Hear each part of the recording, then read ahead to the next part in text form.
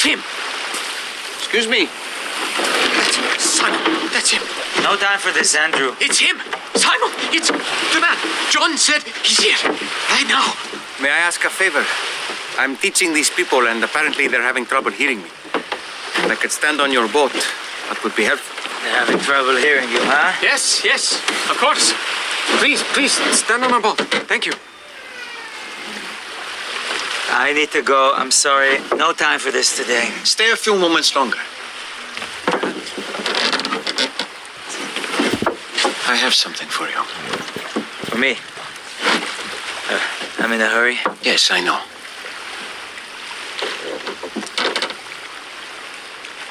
Just allow me a few moments. Please. Sam, trust me as I have trusted you. This man is the Messiah. It's good to see you again, Andrew. Yes.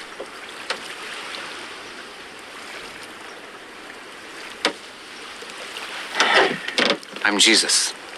Thanks for this. Simon. In my last moments with you, I want to share another story. Can everyone hear me? Yes. Well, let's thank our friends for this strong boat, huh? Trust me, my yelling voice is not easy on the ears. Because I'm on this boat, my final parable should be about fishing, yes? Simon, please send me that net.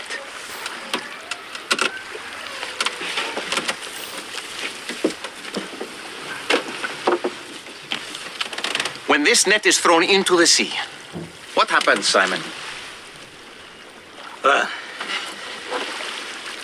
I mean most of the time. It gathers.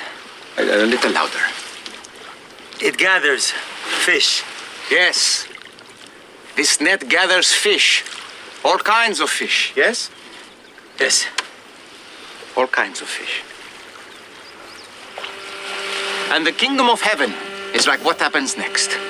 After the net is full, Simon and the others draw it to the shore, sit down, and sort out the fish. The good fish go into the barrels, and the bad fish thrown away. So it will be at the end of the age. Angels will come and separate the evil from the righteous and throw them into a fiery furnace. Do you understand?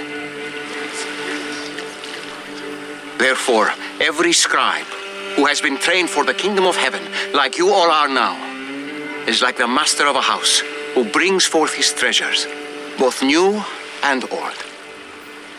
You are to do the same with this knowledge.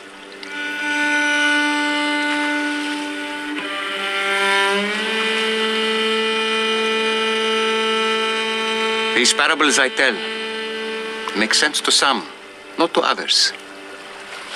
Be patient. That is all for today. I have some business to attend to with my new friend.